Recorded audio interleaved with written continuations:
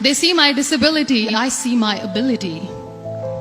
They call me disabled, I call myself differently abled. There are some incidents that happen in your life.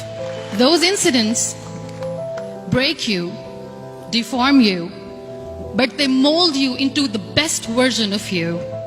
And the same thing happened to me. I was 18 years old when I got married. My father wanted me to get married. And all I said was, if that makes you happy, I'll say yes. And of course, it was never a happy marriage. Just about after 2 years of getting married, I met a car accident. Somehow my husband fell asleep and the car fell in the ditch. He managed to jump out, saved himself. I'm happy for him. But I stayed inside the car and I sustained a lot of injuries. The list is a bit long, don't get scared. The wrist was fractured. Shoulder bone and collarbone were fractured. My whole rib cage got fractured. And because of the rib cage injury, lungs and liver were badly injured. I couldn't breathe. I lost urinary bowel control. That's why I have to wear the bag wherever I go. 3 vertebrae of my backbone were completely crushed. And I got paralyzed for the rest of my life. I finally ended up in a hospital where I stayed for 2.5 months. I underwent multiple surgeries. One day, doctor came to me and he said, well, I heard that you wanted to be an artist, but you ended up being a housewife. I have a bad news for you. You won't be able to paint again because your wrist and your arm are so deformed, you won't be able to hold a pen again. Next day, doctor came to me and said, your spine injury is so bad, you won't be able to walk again.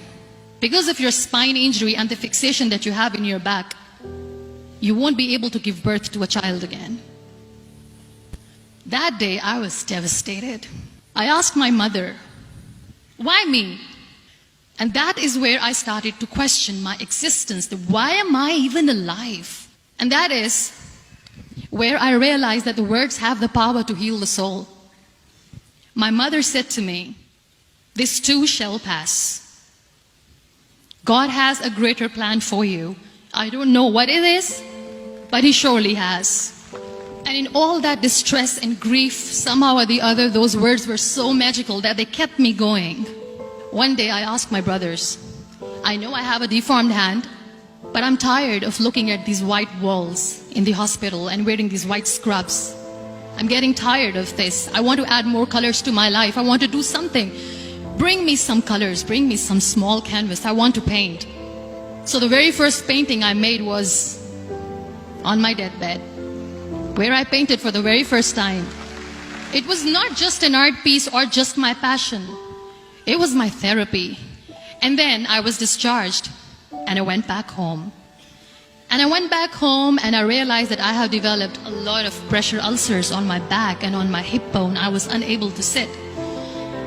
There were a lot of infections in my body, a lot of allergies. So doctors wanted me to lie down on the bed straight for not 6 months, for not 1 year, for 2 years.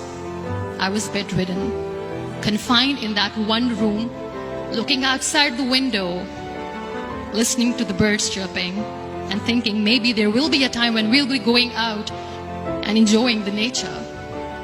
That was the time where I realized how lucky people are. That is the time where I realized that the day I'm going to sit, I'm going to share this pain with everyone to make them realize how blessed they are, and they don't even consider them lucky. That day I decided that I'm going to fight my fears. We all have fears. Fear of unknown, fear of losing people, fear of losing health, money. We want to excel in career, we want to become famous, we want to get money. We are scared all the time. So I wrote down one by one all those fears. And I decided that I'm going to overcome these fears one at a time. Do you know what was my biggest fear? Divorce. I was trying to cling on to this person who didn't want me anymore, but I said no. I have to make it work. But the day I decided that this is nothing but my fear, I liberated myself by setting him free. And I made myself emotionally so strong that the day I got the news that he's getting married, I sent him a text that I'm so happy for you and I wish you all the best. And he knows that I pray for him today. Number 2, was, I won't be able to be a mother again. And that was quite devastating for me. But then I realized there are so many children in the world, all they want is acceptance. So there is no point of crying, just go and adopt one. And that's what I did. People think that they will not be accepted by the people because we, in the world of perfect people, are imperfects. So I decided that instead of starting an NGO for disability awareness, which I know will not help anyone, I started to appear more in public. I started to paint. I decided that I'm going to join the national TV of Pakistan as an anchor person. And I've been doing a lot of shows for the last 3 years. I became the National Goodwill Ambassador for UN Women Pakistan. And now I speak for the rights of women, children. We talk about inclusion, diversity, gender equality, which is a must. Every time I go in public, I always smile. It's always a big toothy smile on my face, and people ask me, don't you get tired of smiling all the time? What's the secret? I always say one thing, that I have stopped worrying about the things that I have lost, the people that I have lost. Things and people who were meant to be with me are with me. And sometimes, somebody's absence makes you a better person. Cherish their absence. It's always a blessing in disguise. Live your life fully. Accept yourself the way you are. Be kind to yourself. Be kind to yourself. I'll repeat, be kind to yourself, and only then you can be kind to others. Love yourself and spread that love. Life will be hard. There will be turmoil. There will be trials, but that will only make you stronger.